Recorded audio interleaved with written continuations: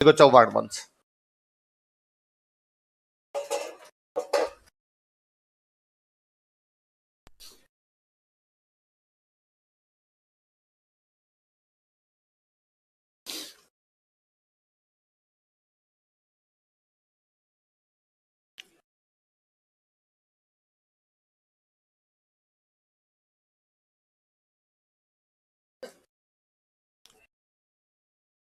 चौहान वंश, चौहान डायनेस्टी।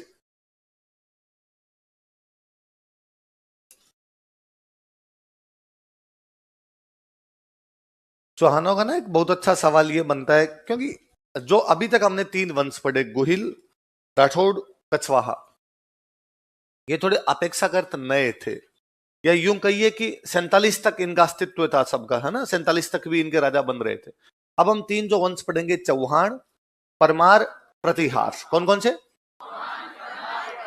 ये थोड़े पुराने वंश है, पुराने वंश है, तो इनके ऊपर ये भी फिर बातें हैं कि ये कौन थे, कहां से आए थे। तो चौहानों का जो सबसे अच्छा सवाल बनता है वो ये बनता है कि चौहानों की उत्पत्ति कैसे हुई। कौन सा सवाल बनता है? चौहानों की, हेडिंग डालो, चौहानों की उत्पत्ति, ओरिजिन ऑफ चौहान्स।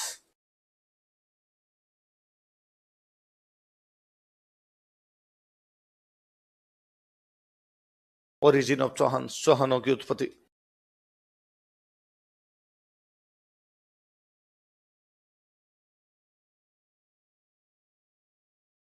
एक नंबर लगा के लिखो, अग्निवंशी। फिर मैं समझा दूंगा क्या है, आप तो लिखिए एक बार।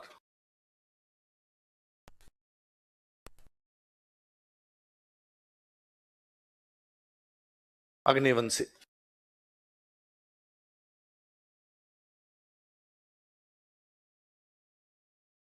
पृथ्वीराज चौहान का नाम सुना होगा? पृथ्वीराज चौहान के दरबार में एक राइटर थे, उनका नाम था चंद्रबरदाई। क्या नाम था? क्या नाम है? बोर्ड पे देख के नोट, चंद्रबरदाई, चंद्रबरदाई। क्या नाम है? चंद्रबरदाई। वास्तव में नाम चंद्रबरदाई नहीं है, वास्तव में इस बंदे का नाम था पृथ्वी भट्ट। क्या नाम था? तो कोई पूछेगा भाई चंद्रबरदाई का एक और नाम क्या था, तो क्या नाम था? पृथ्वी भट्ट। किसके दरबार में चंद्रबरदाई? पृथ्वीराज। तो पृथ्वीराज पे एक बुक लिखी, उस बुक का नाम है पृथ्वीराज रासो। क्या नाम बुक का? जैसे कल हम प्रताप रासो पढ़ रहे थे, वैसे इस बुक का नाम क्या हो गया? पृथ्वीराज रासो। किसने लिखी पृथ्वीराज रासो? चंद्रबरदाई का एक और नाम क्या है? पृथ्वी भट्ट। और चंद्रबरदाई अपनी इस बुक पृथ्वीराज रासो में लिखते हैं कि किसी समय आबू पर्वत पर, कौन से पर्वत पे? आबू पर्वत पर एक ऋषि रहते थे, उनका नाम था वशिष्ठ। कौन से ऋषि रहते? वशिष्ठ नाम के एक ऋषि रहा करते थे। हमने बीच में भी मैंने कभी यूं बातें की होगी कि पहले जो ऋषि मुनि रहा करते वो यज्ञ करते। क्या किया करते? यज्ञ करते। जब तक मूर्ति पूजा नहीं आई थी ना, तो भगवान को राजी करने का तरीका था यज्ञ। आज आज आपको करना हो भाई, आपको भगवान को राजी करना है कि प्री पास करवा दे, तो मूर्ति के आगे जाके हाथ जोड़ते हैं कि महाराज आपके मैं प्रसाद चढ़ा दूंगा, जैसे तैसे करके क्या करवा दो, करते हैं अपने। तो आज भगवान को राजी करने का अपना माध्यम क्या है? मूर्ति। क्या है? मूर्ति। तो मूर्तियां तो आदमी बहुत बाद में बनाने लगा होगा, ये तो है नहीं कि मनुष्य सभ्यता का विकास और उसने मूर्ति बना ली, मूर्तियां बहुत धीरे धीरे बनी। तो जब तक मूर्ति पूजा नहीं थी तब तक भगवान को राजी कैसे करते थे? तो क्या क्या करते? यज्ञ। क्या करते? तो यज्ञ में आहुति देते हैं। क्या देते हैं? आहुति का मतलब होता है बुलाना, आहूत करना। आहूत करने का मतलब क्या होता है? देवताओं को बुलाते थे, हे देवताओं आओ ये काम करके जाओ, है ना, एग्जैक्टली। तो ऐसा मानते थे कि यदि हम सही ढंग से यज्ञ करेंगे तो देवता को काम करना ही पड़ेगा। अब तो अपने ये कहते हैं ना कि भाई अपने तो भक्ति करो, भगवान फल देगा नहीं देगा वो भगवान पे डिपेंड करता है। वो कहते हैं भगवान पे थोड़ी, हम पे करता है। यदि हमने पूजा ढंग से की है तो भगवान को फल देना पड़ेगा। तो वो कहते हैं आहूत करते हैं हम, तो भगवान को बुलाते हैं। तो यज्ञ क्या करते? आज दिन तक करते हैं हम, आज दिन तक करते हैं। मैं कहता हूं आज भी गांव में बरसात नहीं होती, यज्ञ करते हैं। क्या करते हैं? कैसा भी यज्ञ करो, और 99.99% मामलों में ऐसा होता है कि बारिश हो जाती है। और हमें लगता है अरे यार ये वाला फंडा सही है, अगली बार फिर जब बरसात नहीं होगी हम वापस क्या करेंगे? हम वापस यज्ञ करते हैं। तो आज भी हम इन चीजों को मानते हैं। तो आबू में एक ऋषि रहते हैं, ऋषि का नाम क्या है? वशिष्ठ। और वो इस आबू पर्वत पर क्या करते थे? यज्ञ। अच्छा, यज्ञ में क्या जलानी पड़ती है? अग्नि। अग्नि जहां जलाते हैं उसको हम बोल सकते हैं अग्निकुंड। क्या बोल सकते हैं?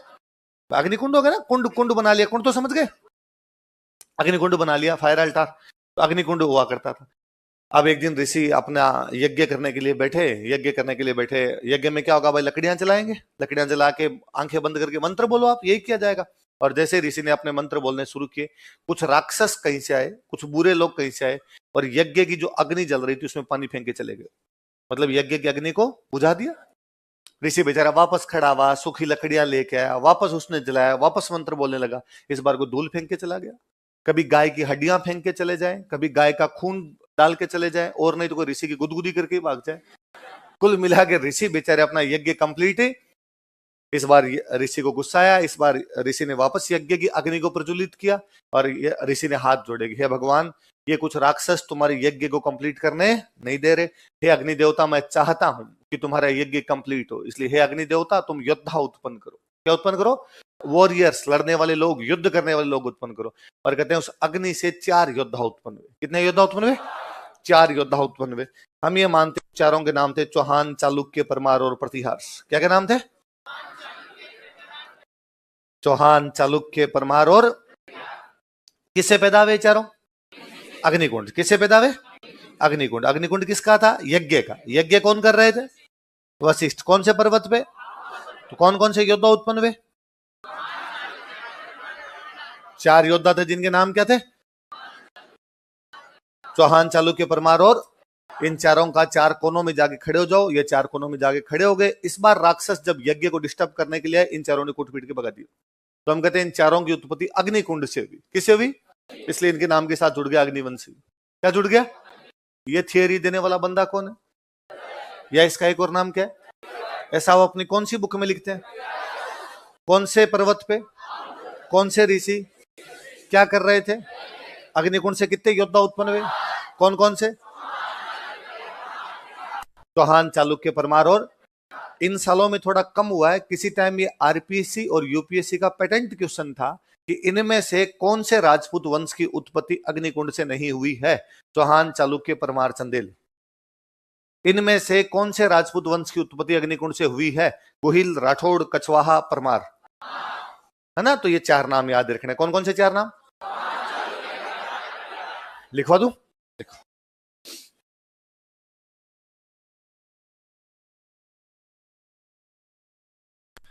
देखो, चंद्रबरदाई ने अपनी पुस्तक पृथ्वीराज रासो में यह सिद्धांत दिया था।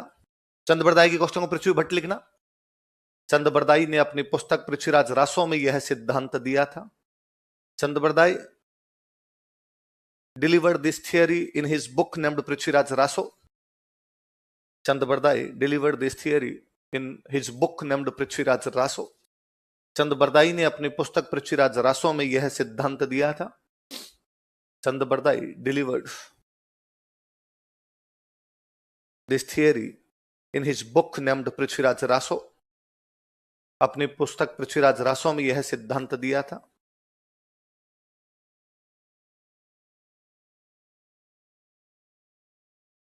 यह सिद्धांत दिया था। लाइन चेंज करके लिखो।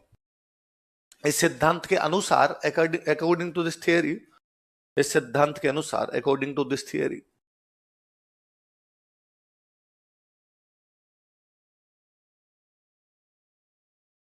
चार राजपूत जातियों की उत्पत्ति या 4 राजपूत वंशों की उत्पत्ति, 4 Rajput dynasties were originated.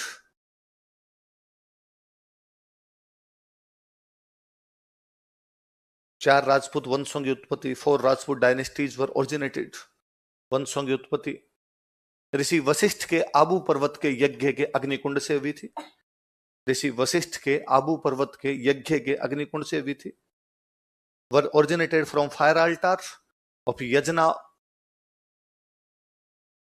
Of Abu hill of saint Vashishtha. ऋषि वशिष्ठ के आबू पर्वत के यज्ञ के अग्निकुंड से हुई थी। Were originated from fire altar of yajna of Abu hill of saint Vashishtha. Of yajna of Abu hill of saint Vashishtha. ऋषि वशिष्ठ के आबू पर्वत के यज्ञ के अग्निकुंड से हुई थी। 4 राजपूत वंशों की उत्पत्ति ऋषि वशिष्ठ के यज्ञ के अग्निकुंड से हुई थी। नाम लिख लो चारों के, कौन कौन से? चौहान, चालुक्य, परमार और प्रतिहार।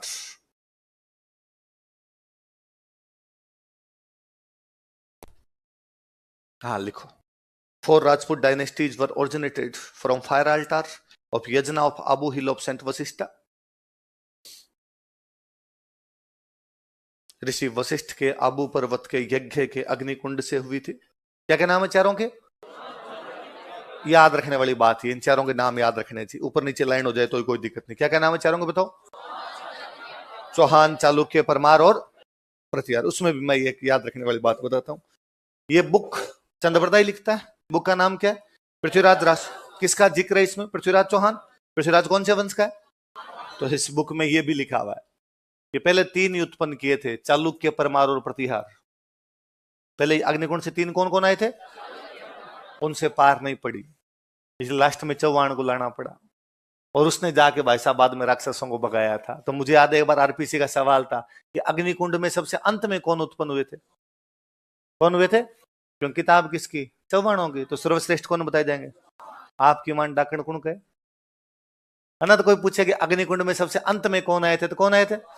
सिंपल सी दिमाग में बात रखने की, जब चौहान थ्योरी दे रहे हैं तो चौहान ही बताएंगे कि साहब हम ही थे जो कुछ करने वाले थे, बाकियों को ले आए थे। पर तो ज्यादा पारे। अब ये थियरी कौन दे के गया? चंद्रबरदाई। इसके बाद में जो अपने राइटर हुए, जैसे अपने एक जोधपुर में एक राइटर हुए थे मुहणोत नैणसी, पढ़ा था हमने? नैणसी पढ़ा था हमने। नैणसी ख्यात और मारवाड़ परगनारी विगत पढ़ा था। हम आगे जब मॉडर्न पढ़ेंगे ना तब एक राइटर और पढ़ेंगे। अपने बूंदी में एक राइटर हुए थे, उनका नाम था सूर्यमल मिश्र। क्या नाम था?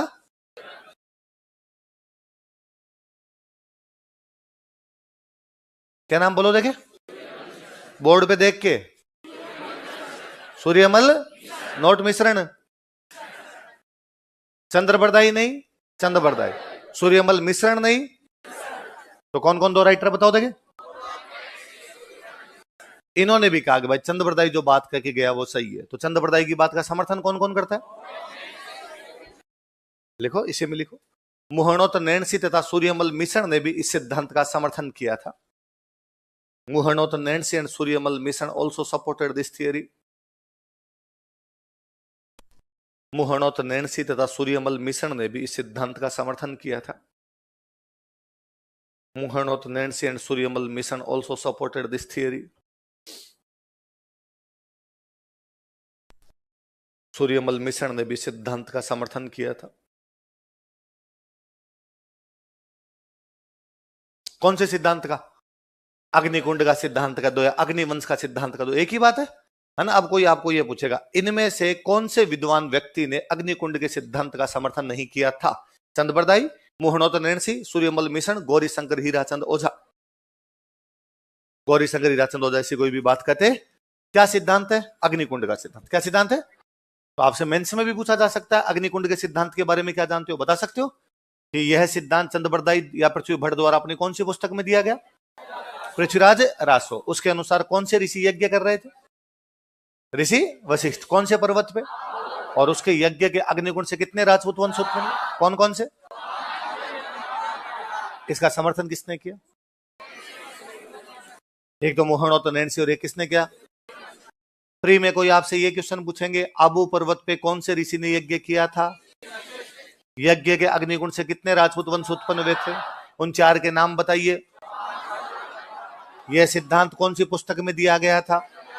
इस पुस्तक के लेखक कौन है? इसका समर्थन करने वाले कौन कौन थे?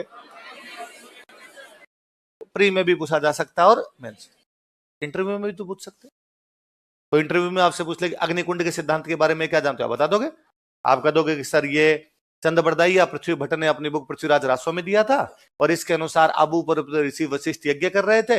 यज्ञ का अग्निकुंड को राक्षस बार बार आके दूषित करके चले जाते, इसलिए यज्ञ की रक्षा के लिए 4 योद्धा उत्पन्न किए गए। उनके नाम चौहान, चालुक्य, परमार और प्रतिहार है। ऐसा माना जाता है कि इनमें सबसे अंत में कौन आए थे? चौहान। और इस बात का समर्थन और कौन कौन करते हैं ये बताओगे? जैसे आपने आंसर दिया अगले का शाबाश, थू थू, अरे यार पूरा याद है, सब कुछ याद करके। पर मैं अभी देख रहा था कि तुमने बीएससी कर रखी है। तो आपने कहा जी सर मैं मैथमेटिक्स, फिजिक्स और केमिस्ट्री का स्टूडेंट हूं सर।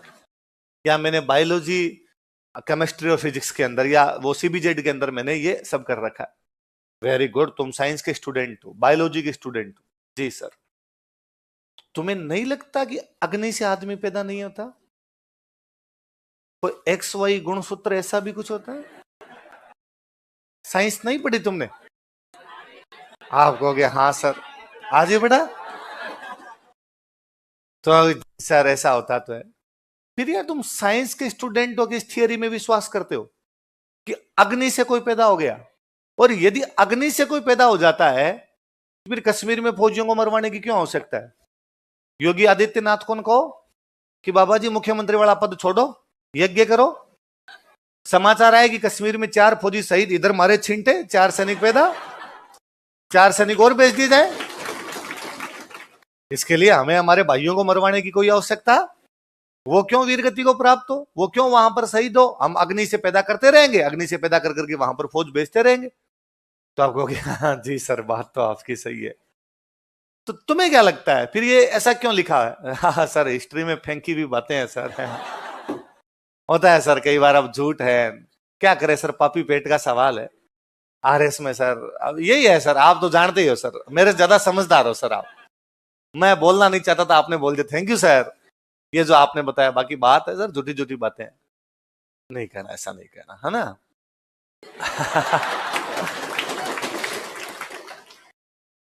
इतिहास की जो पुरानी कहानियां हैं वो संकेतों में समझाई हुई है। क्या समझाई हुई है? सिंबॉलिक इंपॉर्टेंस है उनका, अलग वे के अंदर वो बातें की है। उन लोगों के बात करने का तरीका, उन लोगों के समझाने का तरीका अलग प्रकार से था। संभवतः ऐसा हुआ है क्योंकि भारत देश यज्ञ किया करता था, क्योंकि भारतीय संस्कृति यज्ञों में विश्वास किया करती थी।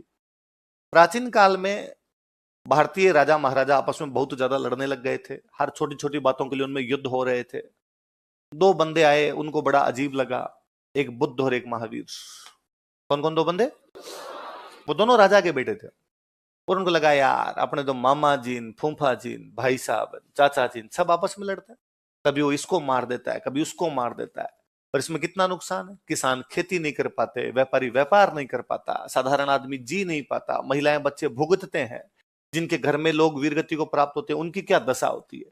और ये हम सभी बंद करना पड़ेगा। उन दोनों ने अहिंसा का सिद्धांत दिया, बुद्ध भी यही बात कह के गए और महावीर भी। ऑब्वियस सी बात है कि उन्होंने सबसे पहले बात अपने घर वालों को समझाई होगी, अपने मामा चाचा फूफा को समझाई होगी। तो उनमें से खूब सारे जो उनके मामा चाचा फूफा राजा महाराजा थे उन्होंने बात मानी भी होगी। 100 आदमी थे, 75 ने नहीं मानी तो 25 ने तो मानी होगी।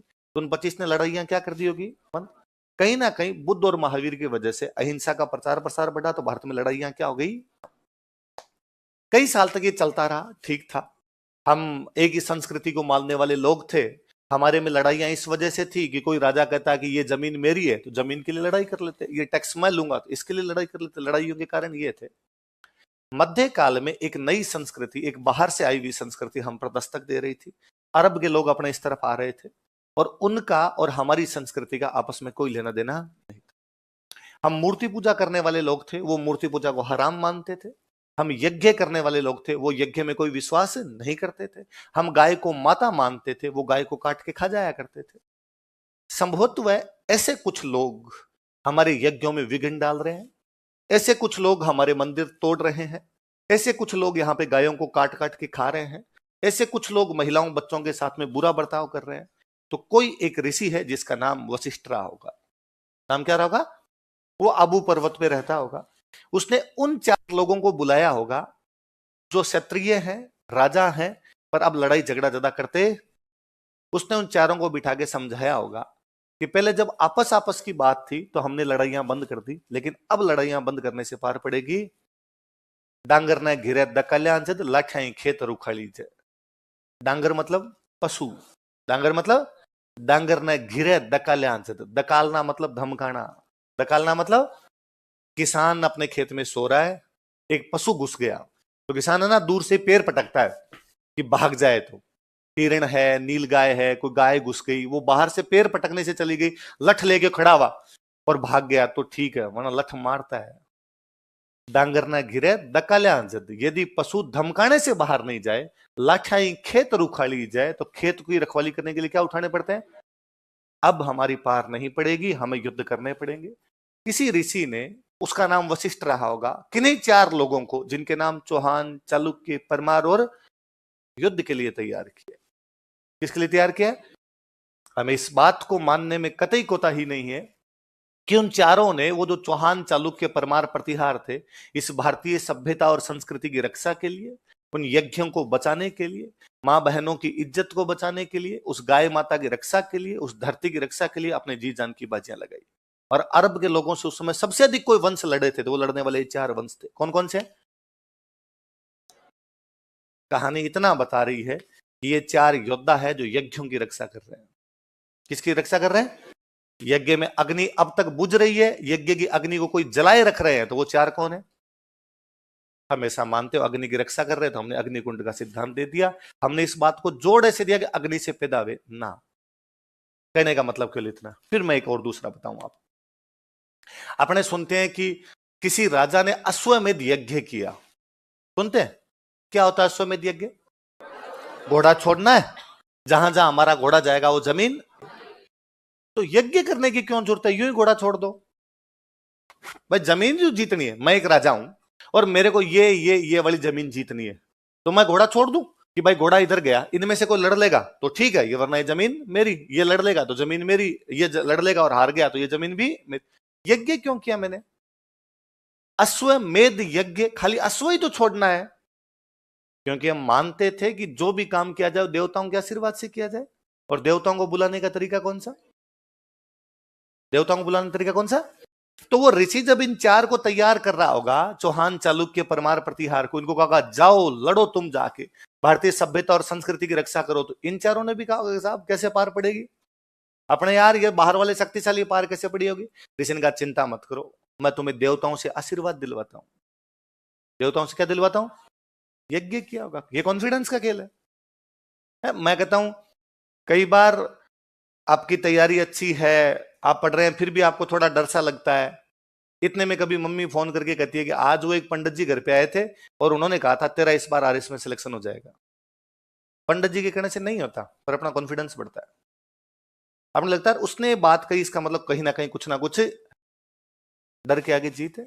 एक आप डरते डरते कोई काम करते हैं, एक अंदर आपके थोड़ा कॉन्फिडेंस होता है, तब आप काम करते हैं।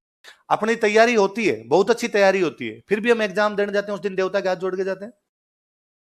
हमें थोड़ा कॉन्फिडेंस फील करना होता है कि नहीं, बालाजी महाराज साथ में है, अपने को डरने की कोई आवश्यकता। बस इतना सा ऋषि ने उन 4 को बिठाया होगा, उन 4 को बिठा कहा होगा देवता तुम्हारे साथ है, तुम्हें डरने की कोई आवश्यकता। देवताओं को बुलाने का तरीका कौन सा था? इसलिए यज्ञ की कहानी जुड़ी। यज्ञ में गाय का खून डाला जा रहा है, मतलब वो बाहर के लोग जो गाय को काट काट के खा रहे हैं, वो कहानी जुड़ी। 4 योद्धा लड़ नहीं रहे होंगे, उनको लड़ने के लिए प्रेरित किया होगा, कैसे न कैसे करके मोटिवेट किया होगा। बस ये यज्ञ की कहानी। यज्ञ की कहानी का मतलब कतई नहीं है यज्ञ के अंदर से लोग पैदा हो गए।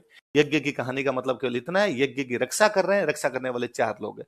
यज्ञ का मतलब केवल यज्ञ नहीं है, यज्ञ का मतलब भारतीय संस्कृति है। भारतीय संस्कृति का बाहर के लोग पतन कर रहे थे, बाहर के लोग तोड़ रहे थे, उसमें विघ्न डाल रहे थे, उसको पूरा नहीं होने दे पा रहे थे। उस यज्ञों को पूरा करने के लिए, उस संस्कृति को बचाने के लिए, उस धरती को बचाने के लिए एक ऋषि प्रयास कर रहा है। उस ऋषि के प्रयास में 4 योद्धा उसके सहायक है। उन 4 योद्धाओं के नाम क्या है? चौहान, चालुक्य, परमार और पल्ले पड़ी। तो अगला कभी आपसे कोई पूछ ले कि यार यज्ञ से कैसे उत्पन्न हो सकते हैं, आप कहना एग्जैक्टली सर, मैं इस बात में पूरी तरीके से विश्वास करता हूं कि यज्ञ से इस प्रकार से उत्पन्न नहीं होता है। कहानी का यहाँ पर सांकेतिक महत्व है, कहानियों के माध्यम से चीजें समझाई गई है। कितना है सर कि भारतीय संस्कृति को नुकसान पहुंचाया जा रहा है, कोई एक ऋषि हमारे 4 योद्धाओं को मोटिवेट कर रहा है। वो 4 योद्धा हो सकते हैं पहले क्षत्रिय रहे हो, महावीर और बुद्ध के प्रभाव में लड़ाइयां छोड़ चुके हो। यह भी हो सकता है 4 बॉडी बिल्डर हो, जिम जाने वाले 4 जोरदार बंदे रहे हो, उनको कहा होगा तुम लड़ने के लिए जाओ यार।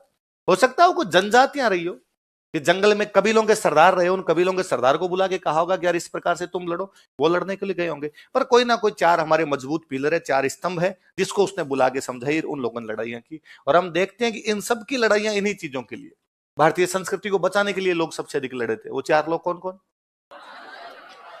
क्योंकि इस कहानी को चौहानों ने बताया तो उन्होंने कहा इसमें सबसे जोरदार हम लड़े, है ना। मैं आगे बताऊंगा, आगे परमारों की कहानी सुनाऊंगा, तो परमार तो कहते हैं केवल हम लड़े, बाकी 3 थे ही नहीं। इनका बाकियों का लेना देना नहीं था भाई साहब, हम ही थे। और वो तो कहते हैं हमारा तो नाम इसीलिए, पर का मतलब दुश्मन, मार मतलब मारने वाला, दुश्मन को मारने वाला, पर मार, इसलिए हम परमार है।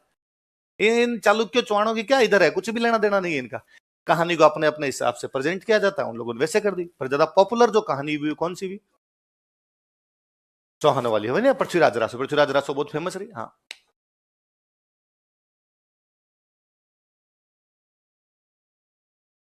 कौन कहता है कौन नहीं कहता, बैठ जा, अपने किताब में लिखा वो पढ़ना है, क्यों लोड लेना है बस।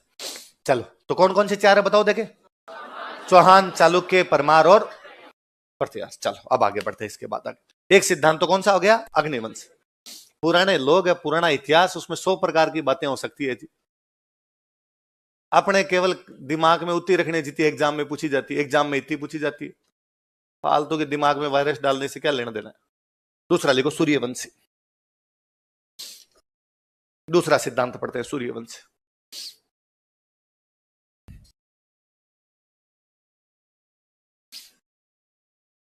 दूसरा सिद्धांत कौन सा? सूर्यवंश। ये ज्यादातर का है। आप इस कमरे में समेत मेरे हम जितने लोग बैठे हैं, अपने यदि अपने घर पे जाके पूछेंगे कि अपने कौन से वंश से बिलोंग करते हैं, अपने घर वाले दो बात कहेंगे, आइदर सूर्यवंशी और चंद्रवंशी। या तो हम अपने आप को सूर्य से संबंधित मानते हैं या किससे मानते हैं?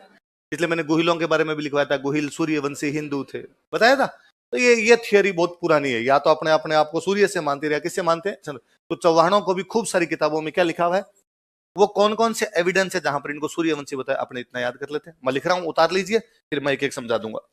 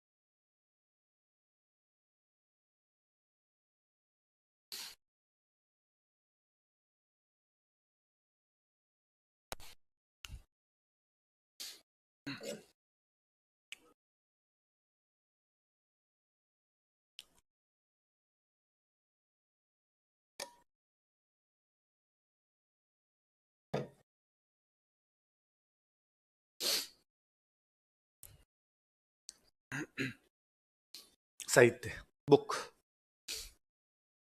3 किताबें जो व्हाइट पेन से लिखी हुई 3 बुक्स है। एक का नाम है पृथ्वीराज विजय, एक का नाम है हमीर महाकाव्य, एक का नाम है हमीर। हमीर पर साहित्य लिखा गया, हमीर रासो हो गया। हमीर पर एक बड़ी किताब लिख दी गई, बड़ी किताबों को महाकाव्य बोलते हैं। काव्य मतलब कविता, बड़ी कविता हो गई तो क्या हो गया? महाकाव्य। ऐसे पृथ्वीराज पर एक बुक लिखी, उसका नाम क्या हो गया? पृथ्वीराज विजय। किसने लिखी, कब लिखी, हम आगे पढ़ लेंगे, धीरे धीरे क्लास बढ़ेगी, दूसरी तीसरी क्लास में सारी बातें आ जाएगी। अभी के लिए इतना याद रखना, कौन कौन सी किताबों में चौहानों को सूर्यवंशी बताया गया? पृथ्वीराज विजय, हमीर महाकाव्य, हमीर रासो। दोबारा बोलो कौन कौन से? एक अभिलेख ऐसा लिखता है, कौन सा अभिलेख? विग्रह चतुर्थ का अजमेर अभिलेख। कौन सा अभिलेख? चौहानों की राजधानी थी अजमेर, यहां पर चौहानों का एक राजा बना विग्रहराज चतुर्थ। कौन बना? पृथ्वीराज चौहान का ताऊ। पृथ्वीराज चौहान तो जानते हो, पृथ्वीराज चौहान के ताऊ का नाम क्या था?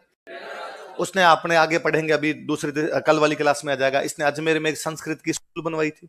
मैंने बताया था कोई स्कूल, महल, माड़िया, मंदिर, मस्जिद, बावड़ी बनवाते उनके बाहर क्या लगवाते? अभिलेख। अजमेर में स्कूल बनवाई तो अजमेर में क्या लगवा दिया? अभिलेख। उसमें वो लिखता है कि मैं सूर्यवंशी हूँ। तो किसका अभिलेख, कौन से राजा का? विग्रह चतुर्थ का। कहां से मिला है? उसमें चौहानों को क्या बताया गया? अपने राजस्थान के सबसे अच्छे कोई हिस्टोरियन हुए तो वो कौन हुए? गौरी शंकर हीराचंद ओझा। ये भी क्या बताते हैं? तो मुझे याद है एक बार तो स्पेशल मेंशन करके पूछा हुआ था कि गौरी शंकर हीराचंद ओझा ने चौहानों को क्या बताया था, तो क्या बताया था? तो कौन कौन सी 3 किताबें? कौन सा अभिलेख? अजमेर अभिलेख। और कौन से राइटर? गौरी शंकर हीराचंद ओझा। इन्होंने चौहानों को क्या बताया? सबने क्या बताया? सूर्यवंशी। चंद्रबरदाई क्या बताते हैं? अग्निवंशी। उनका समर्थन और कौन कौन कर रहे हैं? मूर्णोत नैणसी और सूर्य। मैं कह सकता हूं कि चंद्रबरदाई, मूर्णोत नैणसी, सूर्यमल मिश्रण तो बताते हैं अग्निवंशी। पृथ्वीराज विजय, हमीर महाकाव्य, हमीर रासो, अजमेर अभिलेख, गौरा शंकर हीराचंद ओझा, ये क्या बताते हैं? कह सकते हैं आपने?